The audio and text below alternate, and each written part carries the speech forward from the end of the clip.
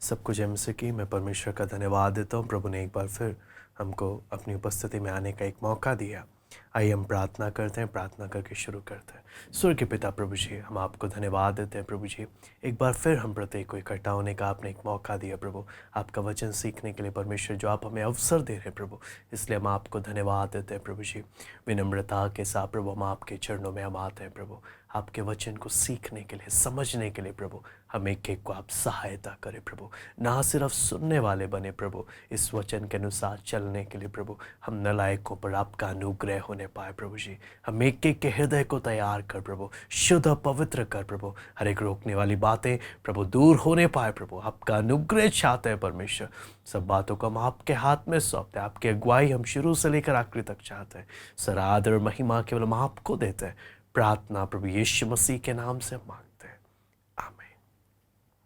हम लोग प्रार्थना के सीरीज में हम इंटरसेशन, अगला जो हम देखने जा रहे हैं वो इंटरसेशन या मध्यस्थता की प्रार्थना के विषय में हम लोग देखेंगे। और इसमें हम लोग परमेश्वर के वचन से देखेंगे कि द नीड ऑफ इंटरसेसर्स या मध्यस्थता की प्रार्थना करने वाले लोगों की ज़रूरत, उसके बारे में हम परमेश्वर के वचन से देखेंगे। उसके लिए आप निकाल लीजिए यहेजकेल 22वां अध्याय, उसका 23 से लेकर 31। यहेजकेल 22वां अध्याय, उसका 23 से लेकर 31। Ezekiel chapter 22 verse 23 to 31। फिर यहोवा का यह वचन मेरे पास पहुंचा, हे मनुष्य के संतान, उस देश से कह, तू ऐसा देश है जो शुद्ध नहीं हुआ और जलजलाहट के दिन में तुझ पर वर्षा नहीं हुई। तेरे भविष्यद्वक्ताओं ने तुझ में राजद्रोह की घोषणा की। उन्होंने गरजने वाले सिंह के समान अहेर पकड़ा और प्राणियों को खा डाला है। वे रखे हुए अनमोल धन को छीन लेते हैं और तुझ में बहुत स्त्रियों को विधवा कर दिया है। उसके याजकों ने मेरी व्यवस्था का अर्थ खींच खांच कर लगाया है और मेरे पवित्र वस्तुओं को अपवित्र किया है। उन्होंने पवित्र अपवित्र का कुछ भेद नहीं माना और ना औरों को शुद्ध अशुद्ध का भेद सिखाया है। और वह मेरे विश्राम दिनों के विषय में निश्चिंत रहते हैं, जिससे मैं उनके बीच अपवित्र ठहरता हूँ। उसके प्रधान भेड़िए के समान अहेर पकड़ते और अन्याय से लाभ उठाने के लिए हत्या करते हैं और प्राणघात करने को तत्पर रहते हैं। उसके भविष्यद्वक्ता उनके लिए कच्ची लेसाई करते हैं। उनका दर्शन पाना मिथ्या है, यहोवा के बिना कुछ कहे भी। वे यह कहकर झूठी भावी बताते हैं कि प्रभु यहोवा यूं कहता है, देश के साधारण लोग भी अंधेर करते और पराया धन छीनते हैं। वे दीन दरिद्र को पीसते और न्याय की चिंता छोड़कर परदेशी पर अंधेर करते हैं। मैंने उनमें ऐसा मनुष्य ढूंढना चाहा जो बाड़े को सुधारे और देश के निमित्त नाके में मेरे सामने ऐसा खड़ा हो कि मुझे उसका नाश ना करना पड़े, परंतु ऐसा कोई ना मिला। इस कारण मैंने उन पर अपना रोष भड़काया और अपनी जलजलाहट की आग से उन्हें भस्म कर दिया है। मैंने उनकी चाल उन्हीं के सिर पर लौटा दी है। परमेश्वर यहोवा की यही वाणी है। यहाँ पर हम देखते हैं कि उस समय की उस समय स्थिति क्या है। वहाँ पर अगर हम उस घटना को हम अगर ध्यान से देखें, उस दर की परिस्थिति के विषय में जब हम परमेश्वर के वचन में देखते हैं कि ये जो परमेश्वर जो घोषणा कर रहा है और जो एनालिसिस है, जो परमेश्वर खुद ही जो जांच पड़ताल कर रहा है, इससे हमें समझ में आता है ये मनुष्य की जांच पड़ताल नहीं है। जो चीज़ यहाँ पर हमने अभी तक पढ़ा, ये 23 से 31 में परमेश्वर की खुद की जांच पड़ताल के द्वारा, इसलिए यहाँ पर परमेश्वर के वचन में हम 22 का 23 में हम पढ़ते हैं, फिर यहोवा का ये वचन मेरे पास पहुंचा। यानी परमेश्वर इस विषय में बता रहा है कि मुझे मैं जब इस पूरे देश की स्थिति को देख रहा हूँ, मुझे ये दिख रहा है। उसके बाद 22 का 24 में यदि हम देखें तो परमेश्वर का वचन क्या इससे क्या चीज़ बताता है, गंभीर परिस्थिति है और देश अशुद्ध है। यहाँ पर देखें, यहाँ पर साफ साफ 24वें पद में हम जब देखते हैं, ये ऐसा देश है जो शुद्ध नहीं हुआ और जलजलाहट के दिन में तुझ पर वर्षा नहीं हुई। यहाँ पर देखते हैं ये अशुद्ध है, अपवित्र स्थिति में है। और परमेश्वर का वचन कहता है बेशक न्याय के लिए तैयार है, लेकिन अभी तक परमेश्वर का न्याय नहीं हुआ। और इससे क्या चीज़ मालूम चलता है कि अभी भी कुछ आशा है, अभी भी कुछ उम्मीद है, यदि अभी भी ज़्यादा देर नहीं हुई, कुछ किया जा सकता है। यहाँ पर हम जब मध्यस्थता की प्रार्थना जब हम उसके विषय में जब देख रहे हैं, तो यहाँ पर हम यहेजकेल की इस पुस्तक से उसके बैकग्राउंड को हम देख रहे हैं, कैसे परमेश्वर देख रहा है और क्यों मध्यस्थता करने वाले लोगों की ज़रूरत है। जब देश की ऐसी स्थिति है, परमेश्वर ढूंढ रहा है, ये स्थिति गंभीर है, और जब ऐसी स्थिति जब गंभीर है, ऐसे समय में परमेश्वर ढूंढ रहा है कौन है जो प्रार्थना करे। अगर मैं आपको परमेश्वर के वचन में जब इस घटना को देखते हैं, 3 स्रोतों के द्वारा, 3 समूहों के द्वारा देश इतनी बुरी स्थिति में आ गया। सबसे पहला जब हम यहेजकेल 22:25 में देखते हैं, यहाँ पे लिखा है, तेरे भविष्यद्वक्ताओं ने तुझ में राजद्रोह की गोष्ठी की है और उन्होंने गरजने वाले सिंह के समान अहेर पकड़ा और प्राणियों को खा डाला है। वे रखे हुए अनमोल धन को छीन लेते हैं और तुझ में बहुत स्त्रियों को विधवा कर दिया है। यहाँ पर 3 कारण है, उनमें से पहला कारण है ये जो विनाश जो हो रहा है, इसमें आत्मिक अगुओं का हाथ है, आत्मिक अगुओं का हाथ है। ये एक बहुत ही गंभीर, इसलिए हम जब मध्यस्थता की प्रार्थना के विषय में जब हम सीखने जा रहे हैं, बहुत ही महत्वपूर्ण है। प्रार्थना के विषयों में बहुत ही महत्वपूर्ण एक विषय है मध्यस्थता की प्रार्थना। क्यों देश की स्थिति क्यों इतनी खराब है, देश क्यों इतनी बुरी स्थिति में है कि परमेश्वर का न्याय आने वाला है। सबसे पहला कारण आत्मिक अगुओं के वजह से। यहां पर देखें, आत्मिक अगुए पॉलिटिक्स कर रहे हैं, आत्मिक अगुए जिन्हें प्रभु के साथ सही से चलना चाहिए, जिन्हें परमेश्वर के वचन के अनुसार लोगों का मार्गदर्शन करना चाहिए, ये षड्यंत्र पर षड्यंत्र करते हैं। और आपको मालूम है, ऐसे षड्यंत्र हैं कि कोई भी इनमें से पाप के विरुद्ध खड़ा नहीं होना चाहता, कोई भी इनमें से ठीक वचन के लिए खड़ा नहीं होना चाहता, जैसा परमेश्वर का वचन कहता है उसके अनुसार खड़ा नहीं होना चाहता, समझौता करना चाहते हैं। मुझे याद है कई साल पहले जब मैं केरल में गया सेवकाई के आरंभिक समय में, तो वहाँ पर प्रभु के दासों से बातचीत करते वक्त वहाँ पर एक प्रभु के दास ने मुझे स्पष्ट रीति से कहा कि अगर हम ठीक वचन के अनुसार अगर हम सिखाने लग जाएं और उसके अनुसार अगर हम स्ट्रिक्ट होने लग जाएं, उस वचन के आधार पर अगर हम चलने लग जाएं, बहुत से लोग हमें छोड़कर चले जाएंगे। अगर लोग चले जाएंगे तो हमारा घर का खर्चा कैसे चलेगा। कितना दुख लगता है जब लोगों ने परमेश्वर के कार्य को भी, जब परमेश्वर के लोगों ने परमेश्वर के कार्यों को भी एक व्यवसाय बना डाला। एक बार एक सेवा की जगह में जाते वक्त वहाँ पर एक व्यक्ति मेरे पास आकर कहता है कि मुझे एक कलीसिया के बड़े लोग मुझे बुला रहे हैं, मुझसे आप भैया जी आप मेरे लिए प्रार्थना कर दो, क्योंकि फैक्ट्री में मुझसे काम नहीं किया जाता, लेकिन वहाँ पर मुझे प्रचार करने के लिए बुला रहे हैं और ऐसे करने जाऊँगा तो मुझे 10,000 रुपये महीना की तनख्वाह मिलेगी, मुझे एक फ्लैट मिल जाएगा, गाड़ी मिल जाएगी, आप मेरे लिए प्रार्थना कर दो। क्या बोले कि लोगों ने परमेश्वर के कार्य को क्या समझ लिया। आपको मालूम है क्यों परमेश्वर का न्याय आ रहा है, क्यों मध्यस्थता की प्रार्थना की जरूरत है। आत्मिक अगुओं के कारण, सबसे पहला कारण परमेश्वर, देश अशुद्धता की स्थिति में जा रहा है, देश नाश होने की स्थिति में जा रहा है। आत्मिक अगुओं का सबसे पहला कारण है। यहां पर ये लोग को सबके सब पाप के साथ समझौता करने को तैयार है, संसार के साथ समझौता करने को तैयार है, और कोई खड़ा नहीं होना चाहता पाप के विरुद्ध में। और आपको मालूम है यहां पर सबसे बड़ी दुख की बात क्या है ये अपने ही लोगों को, परमेश्वर के लोगों को भौतिक रूप से, उनके आर्थिक रूप से उनको लूटने का प्रयास करते हैं। उनसे पैसे हड़प हड़प के, हर चीज के लिए पैसे मांग मांग कर अपनी आमदनी, अपनी कमाई बढ़ाना चाहते हैं। बड़े बड़े चर्च बनाना चाहते हैं।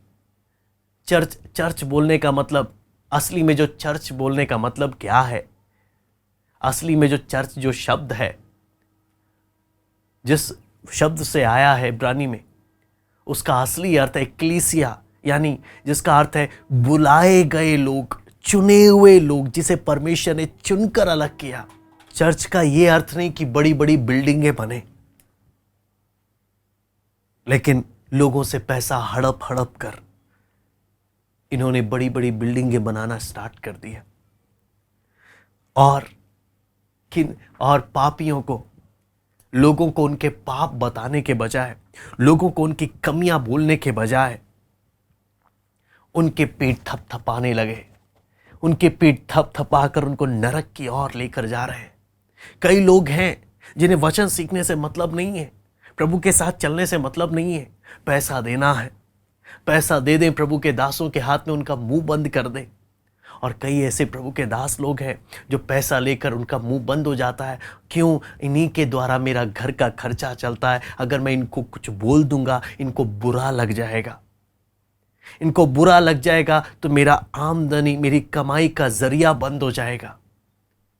आपको मालूम है कितनी दुखद स्थिति है, कितनी दुखद स्थिति है। क्यों? मध्यस्थता की प्रार्थना की जरूरत है।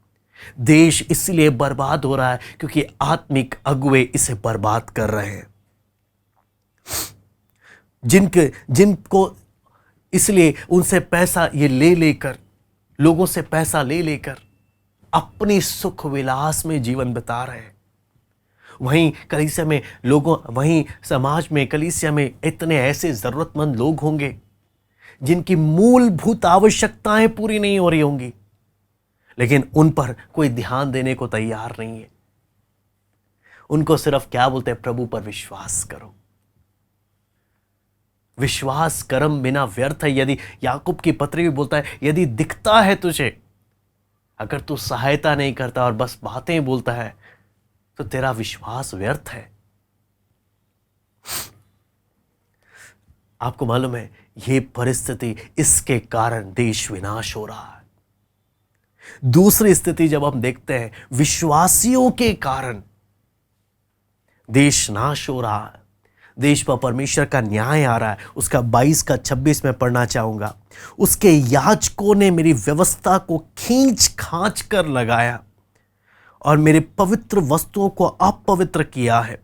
उन्होंने पवित्र अपवित्र का कुछ भेद नहीं माना और ना औरों को शुद्ध अशुद्ध का भेद सिखाया है। वे मेरे विश्राम दिनों के विषय में निश्चिंत रहते हैं, जिससे मैं उनके बीच में अपवित्र ठहरता हूं। यहां पर जब देखते हैं याजक, यहां पर भी विश्वासी और परमेश्वर के सेवक भी आ सकते हैं। नए नियम में हर एक याजक है, हर एक विश्वासी याजक है। यहां पर देखते हैं इन्होंने परमेश्वर की व्यवस्था को तोड़ दिया और पाप में जीवन बिता रहे हैं। इनको मालूम है मैं जो जीवन बिता रहा हूं वो पाप में है, फिर भी पाप में ऐसे ही दिलेरी से जीवन बिता रहे हैं जैसे कि सब कुछ सही है, जिसे हम बोलते हैं पाखंड। आज मध्यस्थता की प्रार्थना की जरूरत क्यों है? क्यों उसकी जरूरत है? अगर आप उसकी गंभीरता को समझें, वचन में परमेश्वर का वचन साफ साफ बोलता है, अंत के समय में चुने हुए भी भरमाए जाएंगे, चुने हुए भी भरमाए जाएंगे। मध्यस्थता की प्रार्थना की जरूरत क्यों है? ताकि परमेश्वर कार्य करे, लोग सचेत हो जाएं, प्रार्थना के द्वारा जागृत हो जाएं। आप कल्पना नहीं कर सकते, हम जैसे जैसे अंत के समय में आ रहे हैं, बड़े बड़े लोग मसीह जगत में जिन्हें लोग अपना आदर्श मानकर चल रहे हैं, उनकी पाखंडता प्रकट हो रही है कि बोलते क्या थे और उनका जीवन क्या था। बोलते क्या थे लेकिन जीवन क्या था। ऐसे में कितनों को ठोकर लगती है। हम जब परमेश्वर के लोग हैं, हम जब विश्वासी लोग हैं, मध्यस्थता की प्रार्थना की जरूरत क्यों है? देश बर्बाद हो रहा है आत्मिक अगुओं के द्वारा, उन विश्वासियों के द्वारा जिन्हें गलती मालूम है, पाप में जीवन बिता रहे हैं, लेकिन प्रभु से मानना नहीं चाहते, प्रभु के सामने मानकर अपने संबंध को ठीक नहीं कर रहे, बल्कि पाप में जीवन बिताते ही जा रहे हैं और ऐसे बिता रहे हैं और ऐसे चल रहे हैं जैसे कि सब ठीक है। पाखंड में जीवन बिता रहे हैं और जब वो पाखंड लोगों के सामने प्रकट होगा, ना जाने कितनों को सदमा लग जाएगा, ना जाने कितनों को ठोकरें लगेगी। इसलिए बेहद जरूरी है कि मध्यस्थता की प्रार्थना की जाए। और यहां पर जब हम देखते हैं, इनके कारण, आपको मालूम है, ऐसा करने के कारण इन्होंने आत्मिक बातों को भी दूषित कर दिया अपने कारण, और पवित्र और अशुद्ध में कोई अंतर ही नहीं किया, पवित्र अपवित्र में, अशुद्ध अशुद्ध में कोई भेद ही नहीं किया। इसके कारण पाप के प्रति इनका स्वभाव, इनका एटीट्यूड धुंधला पड़ गया, सब चलता है, ऐसी स्थिति में आ गए। आपको मालूम है, एक विश्वासी अगर बिगड़ जाए, मैं दोबारा से बोलूंगा, एक विश्वासी अगर बिगड़ जाए, वो शैतान से भी ज्यादा खतरनाक है। एक विश्वासी अगर बिगड़ जाए, वो शैतान से भी ज्यादा खतरनाक है, क्योंकि शैतान को तो परमेश्वर का भय होता है, लेकिन इसको किसी का भय नहीं, इसको किसी का भय नहीं। ये बिगड़ जाए तो सब बर्बाद कर देगा। इसलिए मध्यस्थता की प्रार्थना की जरूरत है। देश की ऐसी स्थिति क्यों है? तीसरा स्थिति मैं बताऊंगा, राजनीति में जो अगुए हैं, उन्होंने देश को बर्बाद कर दिया। उसका 27वीं आयत में लिखा है, उसके प्रधान भेड़ियों के समान अहेर पकड़ते और अन्याय से लाभ उठाने के लिए हत्या करते हैं और प्राण घात करने को तत्पर रहते हैं। इसलिए यहां पर हम देखते हैं, राजनीति में जो नेता लोग हैं, ये भेड़िए के समान शिकार करते और खून बहाते हैं, लोगों की जिंदगियों को उजाड़ देते हैं और अपनी भ्रष्टता को दिखाते हैं। आपको मालूम है, ये राजनीति में जो अगुए हैं, ये ऐसे ही नहीं चल रहे। इनको कंट्रोल करने वाले हैं आत्मिक अगुए। आत्मिक संसार है जो राजनीति में भी अपना असर डालता है। आत्मिक संसार है जो राजनीति में अपना कार्य करता है। और जब आत्मिक संसार भ्रष्टता को दिखाए, तो अपने आप राजनीति में भी वो भ्रष्टता दिखाई देती है। इसीलिए यहां पर देखते हैं, परमेश्वर के जब वचन के इतिहास को जब हम देखते हैं, जब जब कलीसिया ने पवित्रताई से परमेश्वर के वचन के अनुसार जीवन बिताया, आपको मालूम है, राजनीति में उसका असर दिखाई दिया, उसका फर्क दिखाई दिया राजनीति में। मैं बोलता हूं, एक दानियल, एक शद्रक मेशक अबेदनगो, इनके कारण, इन गिने चुने लोगों के कारण, ये अपने समय के बड़े बड़े राजाओं के मुंह से इन्होंने परमेश्वर की महिमा कराई। मैं दोबारा से बोल रहा हूं, एक दानियल, गिने चुने शद्रक मेशक अबेदनगो, एक यूसुफ, इनके जीवनों के द्वारा इन्होंने परमेश्वर की महिमा अगर कराई संसार में, बड़े बड़े राजाओं के मुंह से, सम्राटों के मुंह से, हम जो परमेश्वर की कलीसिया हैं, अगर हमें जैसे चलना चाहिए, अगर हम चलने लगे, प्रभु यीशु मसीह बोलता है तुम जगत की ज्योति हो, तुम्हें नमूना दिखाना है, तुम्हें उदाहरण सेट करना है। आप सोचिए कितना बड़ा असर राजनीति में दिखाई देगा। राजनीति की स्थिति बिगड़ क्यों रही है? क्योंकि कलीसिया जैसे जागृत होनी चाहिए नहीं है, उसका असर है ये। क्यों मध्यस्थता की जरूरत है, क्यों इंटरसेशन की जरूरत है? इसी कारण। क्यों बिगड़ रही है स्थिति? क्योंकि मध्यस्थता करने वाले लोग नहीं है। इसलिए बहुत जरूरी है कि परमेश्वर का वचन, ये हम ये नहीं बोलते कि हाँ हर कोई प्रभु के लोग राजनीति में चले जाओ और राजनीति के गंदे खेल खेलो, नहीं। लेकिन जैसे जीवन बिताना अगर जीने लगेंगे, अपने आप राजनीति में भी वो फर्क दिखाई देगा, अपने आप परमेश्वर कार्य करेगा। आपको मालूम है ये स्थिति क्यों है? क्योंकि रोने वाले लोग नहीं है, रोने वाले लोगों की कमी है।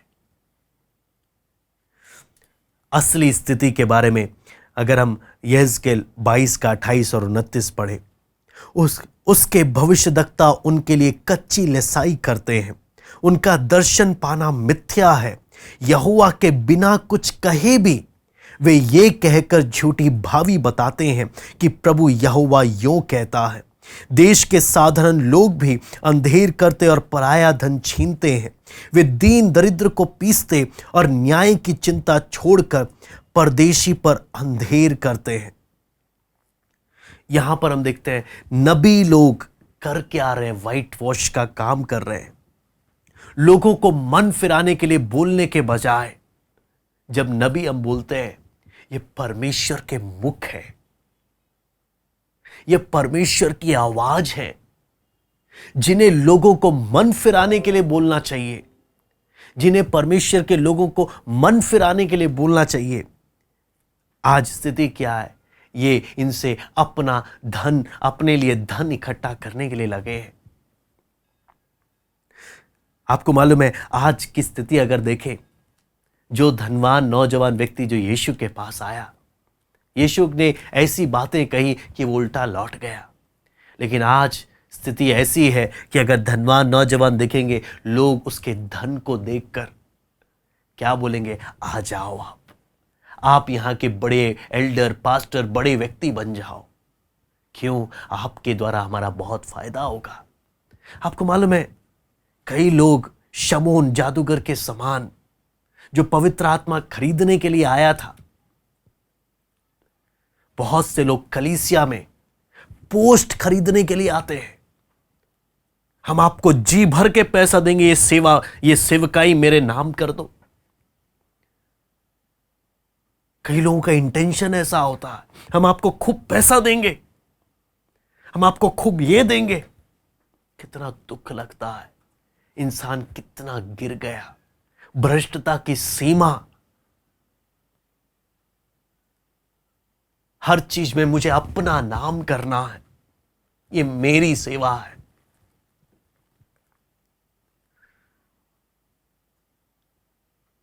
क्या आज की स्थिति के बारे में जब हम देखते हैं, मध्यस्थता की जरूरत क्यों है? यहां पर हम परमेश्वर के वचन में हम देख सकते हैं, कई लोग आपको मालूम है यूट्यूब में बोलते हैं, आओ हम आपके लिए परमेश्वर को मनाएंगे, मुझे दिख रहा है ऐसा हो रहा है। जो होता भी नहीं उसके लिए भी बोलते हैं, ताकि लोगों को बेवकूफ बनाकर उनसे जितना ले सकते ले ले। आज मध्यस्थ करने वाले लोगों की बहुत जरूरत है, जो रोए गिड़गिड़ाएं कि हे प्रभु तू सफाई अभियान शुरू कर दे अपनी कलीसिया में, तू अपनी कलीसियाओं में चलना फिरना शुरू कर और तेरी पवित्रता तेरी कलीसिया में प्रकट होने पाए। संसार तेरे आगमन से पूर्व एक महान जागृति को देखे तेरी कलीसिया में। आज बहुत बड़ी आवश्यकता है। कितनी बार लोग झूठ बोलते हैं, परमेश्वर का आत्मा मुझे ये कह रहा है या परमेश्वर ने मुझसे ये कहा। कितना झूठ बोलते हैं। ये है समस्या। इसलिए जरूरत है सच्चे मध्यस्थ करने वाले लोगों की, सच्चे इंटरसेशन करने वाले लोगों की, प्रभु के सामने गिड़गिड़ाने वाले लोगों की।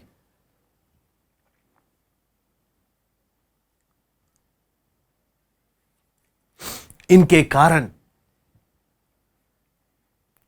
ये ना सिर्फ परमेश्वर और मनुष्य सबको लूटने वाले बन गए। ये परमेश्वर और मनुष्य सबको लूटने वाले बन गए और गरीबों पर अत्याचार करने वाले, जरूरतमंद और परदेशियों को तुच्छ समझने वाले।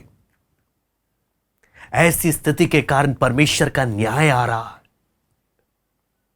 परमेश्वर का धर्मी न्याय आ रहा है, क्योंकि परमेश्वर यह सब देखकर अपनी आंखें बंद नहीं कर सकता। लेकिन आपको मालूम है, जब हम परमेश्वर के वचन को देखते हैं तब भी परमेश्वर प्यार करता है, नहीं चाहता कि उस देश को नाश कर दे, नहीं चाहता, प्यार करता है। इसलिए परमेश्वर का वचन कहता है परमेश्वर ने ढूंढा। जब हम देखते हैं यहां पर 30वीं आयत में लिखा है, मैंने उनमें ऐसा मनुष्य ढूंढना चाहा। यहां पर हम देखते हैं परमेश्वर मनुष्य के लिए ढूंढ रहा है, किसी स्वर्गदूत के लिए नहीं, मनुष्य के लिए। मनुष्य में एक मध्यस्थ को ढूंढ रहा है। कौन प्रार्थना करेगा? कौन है जो उनके लिए खड़ा होगा और प्रार्थना और पवित्रता की एक शहरपना बनाएगा, एक वॉल, एक दीवार खड़ी करेगा? आज बहुत जरूरी है, आज बहुत जरूरी है प्रार्थना के विषय में बहुत गंभीर होना, मध्यस्थता के विषय में बहुत गंभीर होना बहुत जरूरी है। यहां पर जब हम परमेश्वर के वचन में देखते हैं, परमेश्वर देख रहा है, ढूंढ रहा है, कौन है जो बाड़े को सुधारे और देश के निमित्त नाके में मेरे सामने ऐसा खड़ा हो कि मुझे उसका नाश ना करना पड़े। मनुष्य के सामने खड़ा होना अलग बात है, लेकिन परमेश्वर के सामने उनके लिए खड़ा होना एक अलग बात है। उसके लिए पवित्रता बेहद जरूरी है। पापी मनुष्य खड़ा नहीं हो सकता। उसे देश के निमित्त खड़ा होना है। बीच में खड़े होने का व्यक्तिगत आवश्यकता नहीं है, व्यक्तिगत समस्याएं नहीं है, लेकिन देश के लिए और लोगों के लिए खड़े होना। यहां पर आती है मध्यस्थता। मध्यस्थता में पवित्र इंसान, पवित्र मनुष्य परमेश्वर और लोगों के बीच में मध्यस्थ करता है और परमेश्वर को न्याय लाने से रोकता है और उस जगह के लिए जिनके लिए वो प्रार्थना कर रहा है, उस स्थान के लिए परमेश्वर की आशीष को मांगता है। यदि मध्यस्थता का मैं उदाहरण मैं परमेश्वर के वचन से आपको बताना चाहूंगा, उत्पत्ति 18वां अध्याय उसका 22 से लेकर 33 अब्राहम से हम देख सकते हैं। उत्पत्ति 18वां अध्याय उसका 22 से लेकर 33। तब वे पुरुष वहां से मुड़ के सदोम की ओर जाने लगे, पर अब्राहम यहोवा के आगे खड़ा रह गया। तब अब्राहम उसके समीप जाकर कहने लगा, क्या तू सचमुच दुष्ट के संग धर्मी का भी नाश करेगा? कदाचित उस नगर में 50 धर्मी हो, तो क्या तू सचमुच उस स्थान को नाश करेगा और उन 50 धर्मियों के कारण जो उसमें हो ना छोड़ेगा? इस प्रकार का काम करना तुझसे दूर रहे कि दुष्ट के संग धर्मी को भी मार डाले और धर्मी और दुष्ट दोनों की एक ही दशा हो। यह तुझसे दूर रहे। क्या सारी पृथ्वी का न्याय ना करे? यहोवा ने कहा, यदि मुझे सदोम में 50 धर्मी मिले तो उनके कारण उस सारे स्थान को छोड़ूंगा, फिर अब्राहम ने कहा, हे प्रभु सुन, मैं तो मिट्टी और राख हूं, तो भी मैंने इतनी ढिठाई की कि तुझसे बातें करूं। कदाचित उन 50 धर्मियों में 5 घट जाए, तो क्या तू 5 ही के घटने के कारण उस सारे नगर का नाश करेगा? उसने कहा, यदि मुझे उसमें 45 भी मिले तो भी उसका नाश ना करूंगा। फिर उसने उससे यह भी कहा, कदाचित वहां 40 मिले। उसने कहा, तो मैं 40 के कारण भी ऐसा ना करूंगा। फिर उसने कहा, हे प्रभु क्रोध ना कर, तो मैं कुछ और कहूं। कदाचित वहां 30 मिले। उसने कहा, यदि मुझे वहां 30 भी मिले तो भी ऐसा ना करूंगा। फिर उसने कहा, हे प्रभु सुन, मैंने इतनी ढिठाई तो की है कि तुझसे बातें करूं। कदाचित उसमें 20 मिले। उसने कहा, मैं 20 के कारण भी उसका नाश ना करूंगा। फिर उसने कहा, हे प्रभु क्रोध ना कर, मैं एक ही बार और कहूंगा, कदाचित उसमें 10 मिले। उसने कहा, तो मैं 10 के कारण भी उसका नाश ना करूंगा। जब यहोवा अब्राहम से बातें कर चुका, तब चला गया और अब्राहम अपने घर को लौट गया। यहां पर हम लोग परमेश्वर के वचन में 18 का 22 जब हम पढ़ते हैं, यहां पे लिखा है, अब्राहम यहोवा के आगे खड़ा रह गया।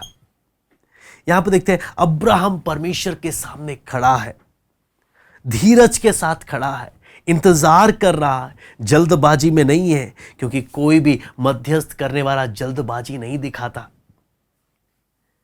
वो जानता है वो पवित्र है, वो प्रभु के सामने खड़े होते वक्त उसकी पवित्रता का अपमान नहीं कर सकता। इसलिए जब हम आगे देखते हैं 18 का 23 में, यहां पे लिखा है, अब्राहम उसके समीप गया। वो प्रभु परमेश्वर के गहरे संबंध में गया, और क्योंकि परमेश्वर के साथ एक गंभीर विषय में बात करने जा रहा। आपको मालूम है, असली में मध्यस्थता की प्रार्थना वो लोग करते हैं जो परमेश्वर को जानते हैं, जो परमेश्वर के साथ एक गहरी संगति करते हैं, जो ना केवल उसकी उपस्थिति में खड़े रहते हैं बल्कि उसके और करीब आते हैं।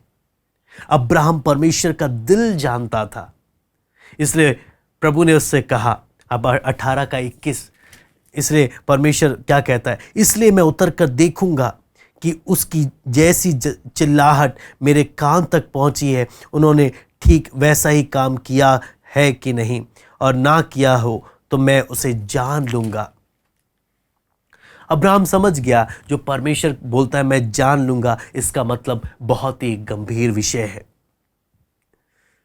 और इसलिए ये जानते हुए कि प्रभु क्या करेगा, उसने परमेश्वर के सामने बिचवई करना या मध्यस्थ करना शुरू कर दिया। आपको मालूम है, ये सबसे जरूरी है, मध्यस्थता की प्रार्थना करने वाले लोग परमेश्वर के दिल को जाने कि परमेश्वर क्या चाहता है, और उसके अनुसार मध्यस्थता की प्रार्थना करें। क्योंकि कोई मध्यस्थ करने वाला जल्दबाजी नहीं कर सकता, उसे परमेश्वर का मन जानना बहुत जरूरी है। अब्राहम आगे परमेश्वर से एक गंभीर सवाल पूछता है। 18 का 23 और 24 में जब हम देखते हैं, तब अब्राहम उसके समीप जाकर कहने लगा, क्या तू सचमुच दुष्ट के संग धर्मी का भी नाश करेगा? कदाचित उस नगर में 50 धर्मी हो, तो क्या तू सचमुच उस स्थान को नाश करेगा और उन 50 धर्मियों के कारण जो उसमें हो ना छोड़ेगा? यहां पर परमेश्वर से अब्राहम बात क्या बोल रहा है, प्रभु क्या तू सचमुच ऐसे करने वाला है? यहां पर आपको मालूम है, ये वहां पर रुका नहीं, उसने 50 के विषय में परमेश्वर से बोला कि प्रभु उन 50 के कारण क्या तू नाश कर देगा? आपको मालूम है, ये अब्राहम जब परमेश्वर से बात कर रहे ना, सीधा परमेश्वर के दिल की बातें अब्राहम कर रहा। आपको मालूम है, अब्राहम जानता है परमेश्वर नहीं चाहता कोई भी नाश हो, इसलिए अब्राहम परमेश्वर के दिल की बात परमेश्वर से कर रहा।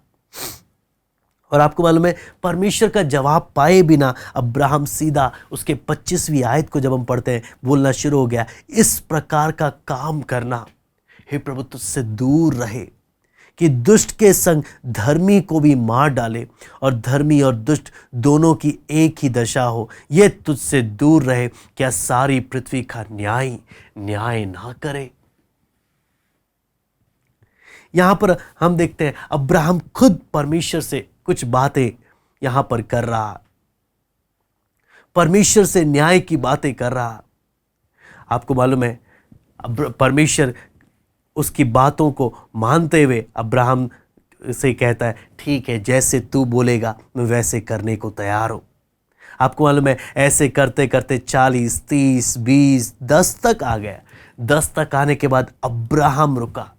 आप देखना, परमेश्वर नहीं रुका, अब्राहम के रुकने के बाद परमेश्वर रुका। इससे जितना तक अब्राहम मध्यस्थ करने को तैयार था, परमेश्वर उतना तक अब्राहम के कहने के अनुसार करने को तैयार था। इससे हमें क्या मालूम चलता है? अब्राहम ने सीमा रेखा खींची, परमेश्वर ने नहीं। इससे आपको मालूम है एक बार एक प्रभु के दास ने कहा, सोदोम और गमोरा नाश हुए, मालूम है पाप के कारण परमेश्वर का न्याय आया, लेकिन एक और तथ्य है क्यों नाश हुए, क्योंकि अब्राहम जो मध्यस्थ करने वाला था वो 10 पर रुक गया। वो रुक गया, इसलिए सोदोम गमोरा नाश हो गया। अगर वो आखिरी तक, एक भी नहीं, तब तक अगर वो मध्यस्थ करता रहता, शायद सोदोम गमोरा नाश नहीं होता, परमेश्वर दया जरूर करता।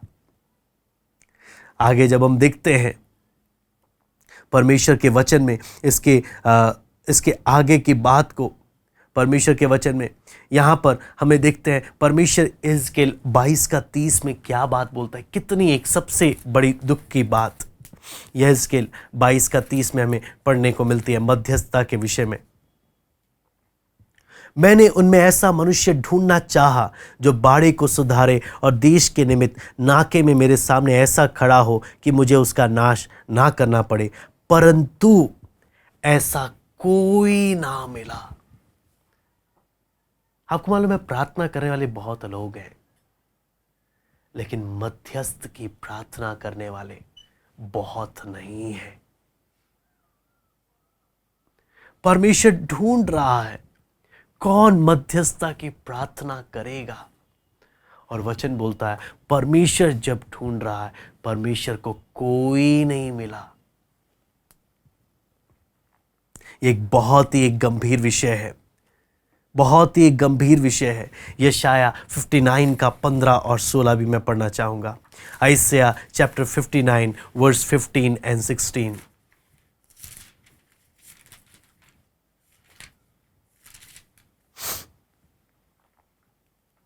हाँ, सच्चाई खो गई और जो बुराई से भागता है वह शिकार हो जाता है। यह देखकर यहोवा ने बुरा माना, क्योंकि न्याय जाता रहा। उसने देखा कि कोई भी पुरुष नहीं, और इससे अचंभा किया कि कोई विनती करने वाला नहीं। तब उसने अपने ही भुजबल से उद्धार किया और अपने धर्मी होने के कारण वह संभल गया। यहां पर भी देखते हैं परमेश्वर जब देख रहा है कोई नहीं है, कोई बिचवाई करने वाला नहीं है, कोई मध्यस्थ करने वाला नहीं है। आपको मालूम है परमेश्वर अचंभा कर रहा है। बहुत कम बातें जहां पे परमेश्वर अचंभा करता है, उनमें से एक ये बात हम देखते हैं, परमेश्वर को अचंभा हुआ, कोई मध्यस्थ करने वाला नहीं है। इससे हमें क्या चीज मालूम चलता है? परमेश्वर चाहता है कि मध्यस्थ करने वाले, मध्यस्थता की प्रार्थना करने वाले लोग हों। ये वो लोग हों जो कमरा बंद कर प्रार्थना और प्रार्थना और प्रार्थना के बारे में परमेश्वर के लोगों के लिए, कलीसिया के लिए, देश के लिए, समाज के लिए प्रभु के सामने रोए, गिड़गिड़ाए और प्रार्थना करें। जब हम इस वचन को सीख रहे हैं हमारे विषय में, क्या परमेश्वर कहेगा मुझे एक मध्यस्थता की प्रार्थना करने वाला मिल गया, मुझे एक मिल गया, क्या परमेश्वर कहेगा? या मैं भी उनमें से हूं जिसे कोई फर्क नहीं पड़ता?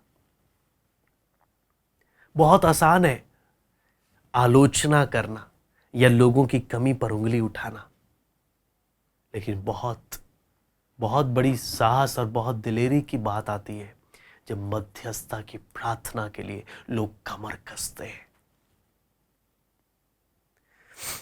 आपको मालूम है, मध्यस्थता की प्रार्थना करने वाला जब कोई नहीं है, उसका परिणाम क्या है, उसका 30 और 31 में हम पढ़ सकते हैं। यहेजकेल 22 का 30 और 31।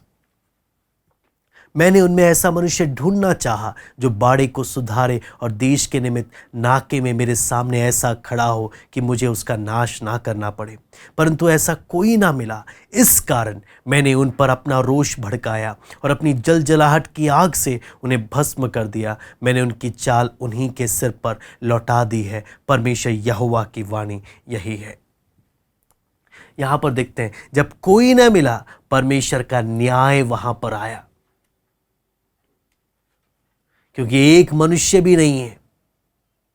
अगर एक भी होता, उसकी प्रार्थना और उपवास के कारण परमेश्वर दया कर देता, लेकिन एक भी नहीं मिला।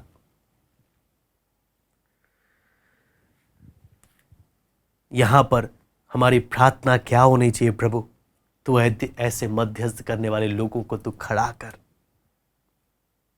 क्योंकि मध्यस्थता प्रार्थना ना करने वाले किसी इंसान के विरुद्ध पाप नहीं करते, वो परमेश्वर के विरुद्ध पाप करते हैं। आपको मालूम है, पहला शमूएल 12 का 13 में खुद शमूएल नबी क्या बोलता है? पहला शमूएल 12 का 13।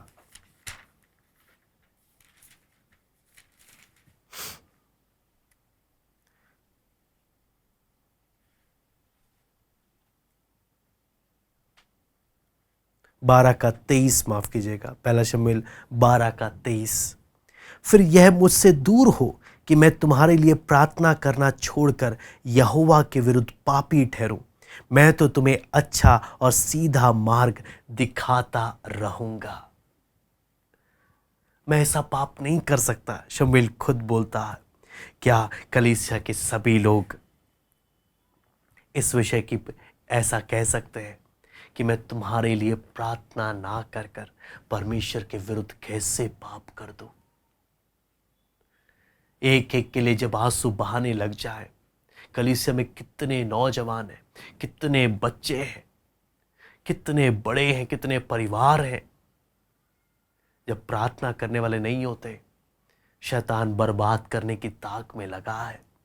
कितने प्रभु के दास दासी हैं जिनको प्रार्थना की जरूरत है, लेकिन जब मध्यस्थता की प्रार्थना करने वाला कोई नहीं होता, उनका बुरा असर उनके ऊपर पड़ता है। आपको मालूम है, मध्यस्थता की प्रार्थना करने लोगों की सामर्थ्य और अधिकार के विषय में जब हम परमेश्वर के वचन में हम पढ़ते हैं, भजन संहिता 149 का 5 से लेकर 9। भजन संहिता 149 का 5 से लेकर 9।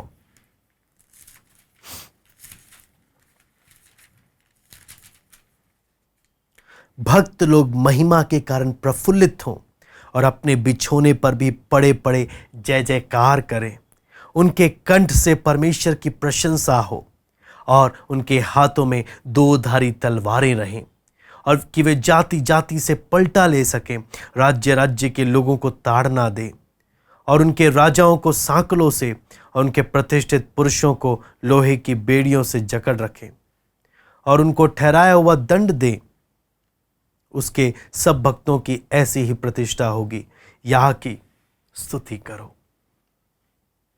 यहां पर हम देखते हैं एक मध्यस्थ करने वाला राजा, राष्ट्रपति, मंत्री, है ना, कितनों को जो बड़े बड़े निर्णय लेते हैं अपनी मध्यस्थता के द्वारा बांध सकता है, उनको प्रभु का आज्ञाकारी बना सकता है और निर्णय ले सकता है। ये इस बात को सुनिश्चित कर सकता है कौन सा नियम पारित हो, कौन सा नहीं हो। आपको मालूम है, सामाजिक, राजनीतिक हर प्रकार को मध्यस्थता की प्रार्थना के द्वारा नियंत्रण किया जा सकता है। आपको मालूम है, मध्यस्थता की प्रार्थना के द्वारा असंभव कार्य घुटनों में बैठने के द्वारा प्रभु के चरणों में संभव किए जा सकते हैं। हालेलुया। इस जगह को जब हम देखते हैं, मध्यस्थता के लिए कोई सीमा नहीं है। आपको मालूम है परमेश्वर का वचन, जब हम दूसरा कुरिन्ती 10:3-6 वो भी मैं पढ़ना चाहूँगा।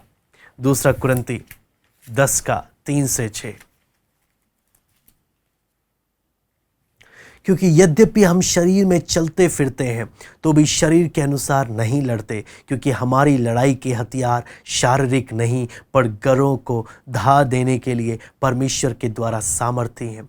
इसलिए हम कल्पनाओं का और हर एक ऊंची बात का जो परमेश्वर के पहचान के विरुद्ध उठती है खंडन करते हैं, और हर एक भावना को कैद करके मसीह का आज्ञाकारी बना देते हैं, और तैयार रहते हैं कि जब तुम्हारा आज्ञा पालन पूरा हो जाए तो हर एक प्रकार के आज्ञा उल्लंघन को दंडित करें। यहां पर देखते हैं कि एक मध्यस्थ की प्रार्थना करने वाला, उसके द्वारा कितना असर दिखाई देता है जब उसके जीवन में पूर्ण आज्ञाकारिता है। क्योंकि जो पूर्ण आज्ञाकारी हैं परमेश्वर के सामने, वही शैतान को दंड दे सकते हैं, वही शैतान को मुंह तोड़ जवाब दे सकते हैं। आपको मालूम है किस हद तक एक मध्यस्थ करने वाला जा सकता है, वो उसकी आज्ञाकारिता पर निर्भर करता है। मसीह के प्रति उसकी वफादारी को निर्धारित करता है। हर एक मध्यस्थ करने वाले को जीवन में शैतान के ऊपर विजय का अनुभव तो हुआ है, उसके कर्मचारियों पर विजय का अनुभव हुआ है, लेकिन सारी बात है जितना अधिक आज्ञाकारिता है उतना ही अधिक, अगर हम परमेश्वर के वचन में देखें, वो उतना ही अधिक सामर्थ्य और उसका अधिकार क्षेत्र बढ़ता है। इसलिए सवाल ये आता है, क्या मेरे जीवन का हर एक क्षेत्र में मैं प्रभु के प्रति आज्ञाकारी हूं? क्या प्रभु कह सकता है इसके जीवन में पूर्ण आज्ञाकारिता है मेरे प्रति? क्या दुश्मन कह सकता है मैं इसको अपने कंट्रोल में नहीं ले सकता क्योंकि यह प्रभु का आज्ञाकारी है?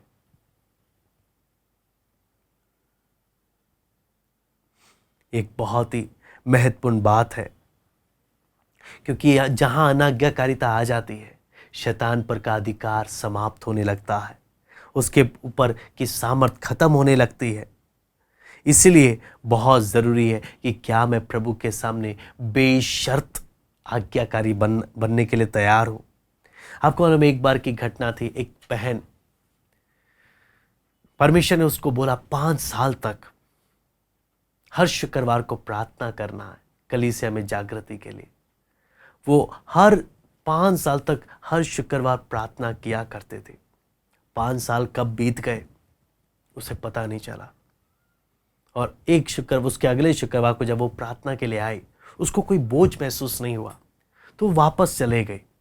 और संडे के दिन एक प्रभु के दास आए, उसके द्वारा महान जागृति प्रभु लेकर आया, महान जागृति प्रभु लेकर आया।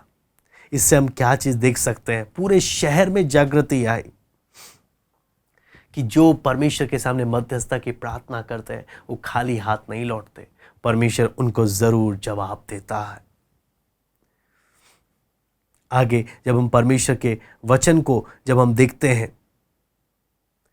तो एक मध्यस्थता की प्रार्थना करने वाले का दिल अगर हम देखें, ये वो व्यक्ति है जिसका दिल पूर्ण रूप से परमेश्वर का है या परमेश्वर को दे डाला है।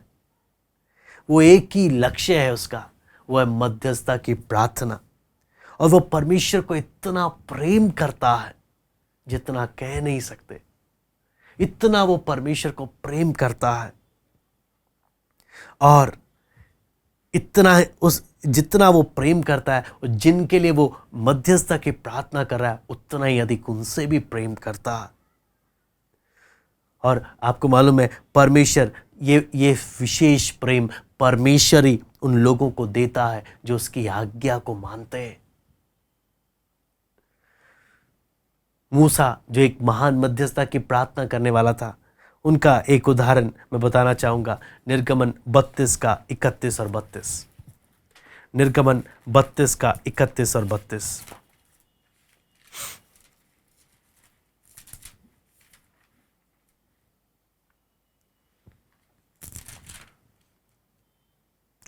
तब मूसा यहोवा के पास जाकर कहने लगा, हाय हाय, उन लोगों ने सोने का देवता बनाकर बड़ा ही पाप किया। तो भी अब तू उनका पाप क्षमा कर, नहीं तो अपनी लिखी हुई पुस्तक में से मेरा नाम को काट दे। यहां पर देखते हैं मूसा जब मध्यस्थता की प्रार्थना कर रहा है, वो इतना इस बात में शामिल है कि आपको मालूम है इसका 29 और इसका 32 का 9 और 10 में परमेश्वर ने उसके सामने क्या बात रखी।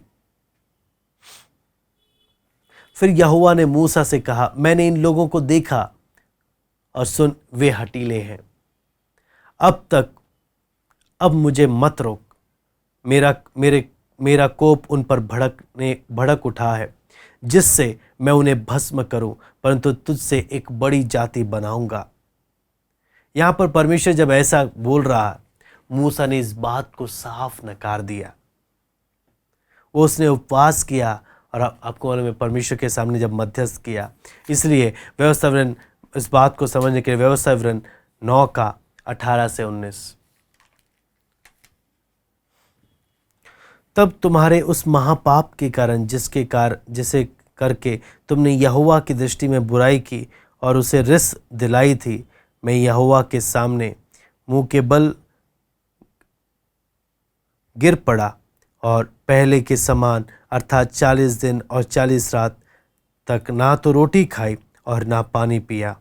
मैं तो यहोवा के उस कोप और जलजलाहट से डर रहा था, क्योंकि वह तुमसे अप्रसन्न होकर तुम्हारा सत्यानाश करने को था, परंतु यहोवा ने उस बार भी मेरी सुन ली।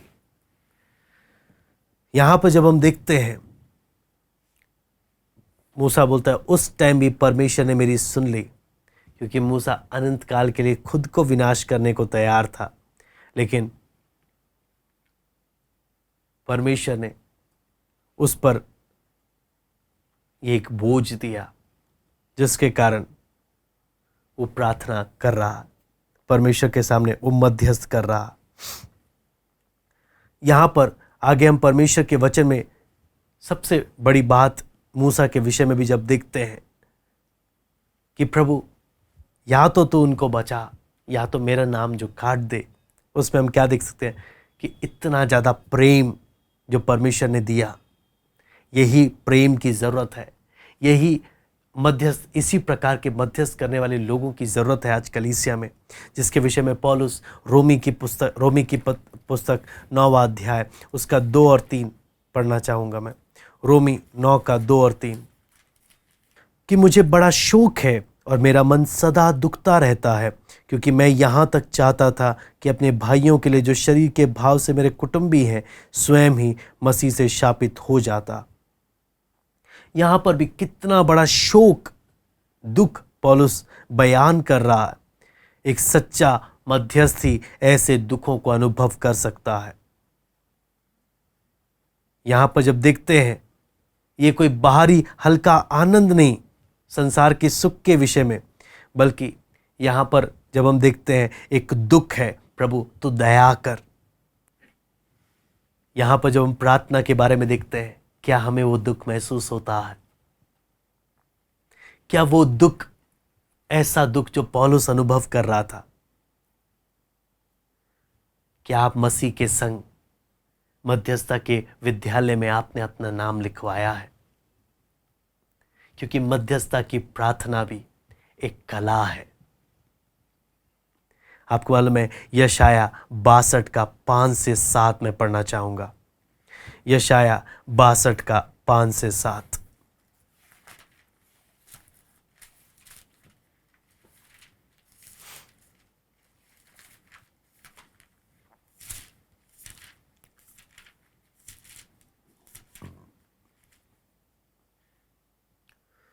क्योंकि जिस प्रकार जवान पुरुष एक कुमारी को ब्याह लाता है, वैसे ही तेरे पुत्र तुझे ब्याह लेंगे, और जैसे दुल्हा अपनी दुल्हन के कारण हर्षित होता है, वैसे ही तेरा परमेश्वर तेरे कारण हर्षित होगा।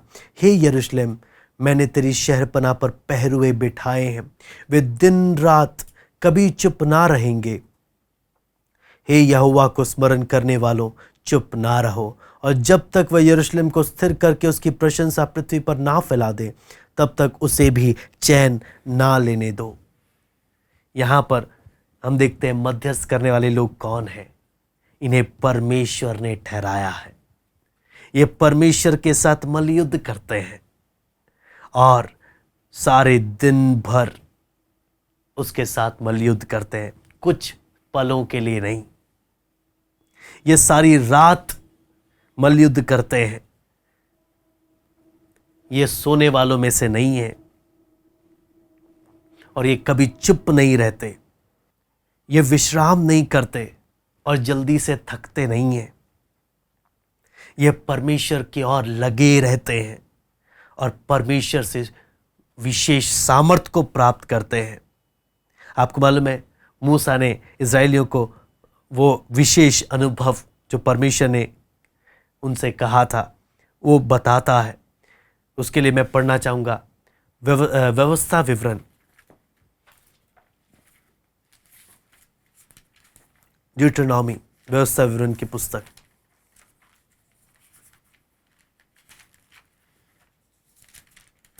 उसका 29वां अध्याय, उसका 5वां वचन। मैं तो तुमको जंगल में 40 वर्ष लिए फिरा, और ना तुम्हारे तन पर वस्त्र पुराने हुए, और ना तेरी जूतियां तेरे पैरों में पुरानी हुई। 40 साल में लिए फिरा, लेकिन मैंने पुराना होने नहीं दिया। ये अद्भुत काम परमेश्वर इनके जीवन में कर रहा। इससे आपको मालूम क्या चल सकता है, जो मध्यस्थ करने वाले हैं, ऐसे परमेश्वर उनको अद्भुत तरीके से उनको संतुष्ट कर सकता है। उनके भोजन, विश्राम, उन सब बात सामान्य लोगों की तरह नहीं, परमेश्वर विशेष कार्य करता है। आपको मालूम है, अगली बात जब इनके मध्यस्थ करने वालों के बारे में जब पढ़ते हैं, ये परमेश्वर को भी चैन लेने नहीं देते जब तक परमेश्वर जवाब ना दे। ये प्रार्थना करते ही रहते हैं, इतना प्रार्थना करते हैं, परमेश्वर को इनको जवाब देना पड़ेगा। जब तक परमेश्वर आशीष ना दे, ये लगे रहते हैं अपनी मध्यस्थता की प्रार्थना में।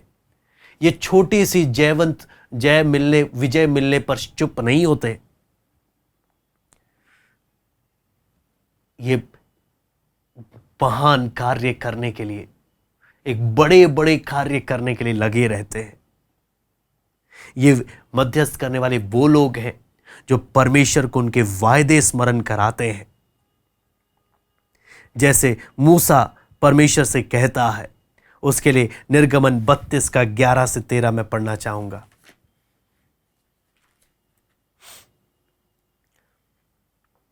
तब मूसा अपने परमेश्वर यहोवा को यह कह के मनाने लगा, हे यहोवा, तेरा कोप अपनी प्रजा पर क्यों भड़का है, जिसे तू बड़े सामर्थ और बलवंत हाथ के द्वारा मिस्र देश से निकाल लाया है। मिस्री लोग ये क्यों कहने पाए, वो उनको बुरे अभिप्राय से अर्थात पहाड़ों में घात करके धरती पर से मिटा डालने की मनसा से निकाल ले गया। तू अपने भड़के हुए कोप को शांत कर और अपनी प्रजा को ऐसी हानि पहुंचाने से फिर जा। अपने दास अब्राहम, इसहाक और याकूब को स्मरण कर, जिनसे तूने अपनी ही शपथ खाकर यह कहा था, मैं तुम्हारे वंश को आकाश के तारों तुल्य बहुत करूंगा, और यह सारा देश जिसकी मैंने चर्चा की है तुम्हारे वंश को दूंगा, और कि वे उसके अधिकारी सदैव बने रहें। यहां पर मूसा लोगों की ओर से परमेश्वर के सामने मध्यस्थ कर रहा। क्या वो सफल हुआ? परमेश्वर का वचन कहता है हाँ, वो सफल हुआ, क्योंकि 32 का 14 में हम पढ़ते हैं कि लिखा है, तब यहोवा अपनी प्रजा की हानि करने से जो उसने कहा था पछताया।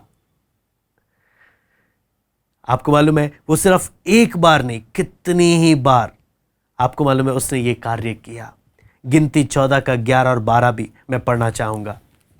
गिनती 14 का 11-12, नंबर्स चैप्टर 14 वर्स 11 and 12। तब यहोवा ने मूसा से कहा, वे लोग कब तक मेरा तिरस्कार करते रहेंगे और मेरे सब आश्चर्यक्रम देखने पर भी कब तक मुझ पर विश्वास ना करेंगे। मैं उन्हें मरीज से मारूंगा और उनके निज भाग से उन्हें निकाल दूंगा और तुझसे एक जाति उत्पन्न करूंगा और उन जो उनसे बड़ी और बलवंत होगी। लेकिन आपको मालूम है मूसा का जवाब यहाँ पर परमेश्वर से को क्या होता है। 14 का 13 से 19 में पढ़ना चाहूंगा। मूसा ने यहोवा से कहा, तब तो मिस्री जिनके मध्य में से तू अपनी सामर्थ दिखाकर उन लोगों को निकाल ले आया है, ये सुनेंगे और इस देश के निवासियों से कहेंगे, उन्होंने तो यह सुना है कि तू जो यहोवा है इन लोगों के मध्य में रहता है और प्रत्यक्ष दिखाई देता है, और तेरा बादल उनके ऊपर ठहरा रहता है, और तू दिन को बादल के खंभे में और रात को अग्नि के खंभे में होकर इनके आगे आगे चला करता है। इसलिए यदि तू इन लोगों को एक ही बार में मार डाले तो जिन जातियों ने तेरी कीर्ति सुनी है वे कहेंगे कि यहोवा उन लोगों को उस देश में जिसे उसने उन्हें देने की शपथ खाई थी पहुंचा ना सका, इस कारण उसने उन्हें जंगल में घात कर डाला है। इसलिए अब प्रभु की सामर्थ की महिमा तेरे इस कहने के अनुसार हो कि यहोवा कोप करने में धीरजवंत और अति करुणामय है और अधर्म और अपराध का क्षमा करने वाला है, परंतु वह दोषी को किसी प्रकार से निर्दोष ना ठहराएगा और पूर्वजों के अधर्म का दंड अपने बेटों पोतों और परपोतों को देता है। अब इन लोगों के अधर्म को अपनी बड़ी करुणा के अनुसार और जैसे तू मिस्र से लेकर यहाँ तक क्षमा करता रहा है वैसे ही अब भी क्षमा कर दे। यहाँ पर आप देखते हैं पर मूसा अब भी परमेश्वर के सामने बिचवाई करता, मध्यस्थ करता, प्रभु तो क्षमा कर दे। और आपको मालूम है परमेश्वर ने क्या जवाब दिया। 14 का 20 हम पढ़ते हैं, यहोवा ने कहा, तेरी विनती के अनुसार मैं क्षमा करता हूं। मध्यस्थ करने वाले लोग हैं जिनकी प्रार्थना परमेश्वर सुनकर जवाब देता है। कितना एक महान काम है ये। मध्यस्थ करने वालों का साथी कौन है आप जानते हैं? अगर एक तरीके से कहा जाए, मध्यस्थ करने वाले लोग सबसे अकेले लोग होते हैं, सबसे अकेले लोग होते हैं, क्योंकि वो कलीसिया में भी सब नहीं है जो मध्यस्थ करें, क्योंकि बहुत से लोग भीड़ के साथ रहना पसंद करते हैं। बहुत गिने चुने थोड़े ही हैं जो अकेले प्रभु के चरणों में प्रार्थना करना चाहते हैं। लेकिन आपको मालूम है मध्यस्थ केवल अकेले नहीं, उनके साथ कम से कम 2 साथी हैं। एक महिमा में प्रभु और पवित्र आत्मा, ये दोनों उनके साथ है। प्रभु यीशु मसीह के विषय में परमेश्वर का वचन इब्रानी 7 का 25 में कहता है, मैं पढ़ना चाहूंगा, इब्रानियों 7 का 25।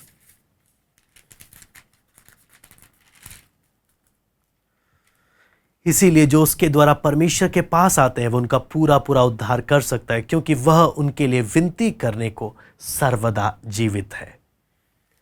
उसके साथ साथ परमेश्वर के वचन में हम लोग रोमी 8 का 26-27 भी मैं पढ़ना चाहूंगा।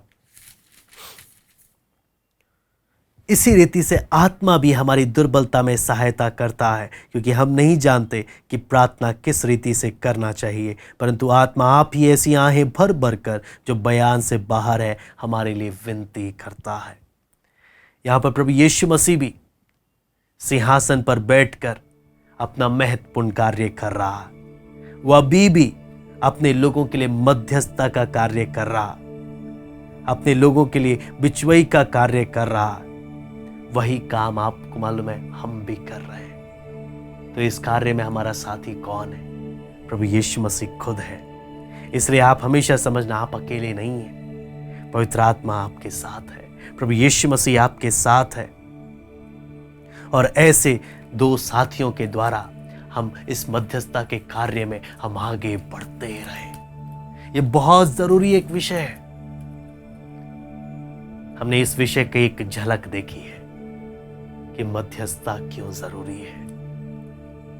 मैं विश्वास करता हूं परमेश्वर के चुने हुए जो है परमेश्वर जरूर उनको बोलेगा। मैं ढूंढ रहा हूं, मुझे एक मिल गया जो इस देश के लिए, इस समाज के लिए, इस कलीसिया के लिए, प्रभु के दास दासियों के लिए प्रभु के सामने मध्यस्थ करेगा ताकि परमेश्वर का अनुग्रह हो। आइए हम प्रार्थना करते हैं। स्वर्गीय पिता प्रभु जी, हम धन्यवाद देते हैं प्रभु आज के वचन के लिए। प्रभु पिता, विनती प्रार्थना करते हैं प्रभु, सच्चे मध्यस्थ की प्रार्थना करने वाले लोगों को तू खड़ा कर प्रभु, तू कार्य कर प्रभु। तेरे चुने हुए प्रभु मध्यस्थ करने वाले खड़े हो जाए।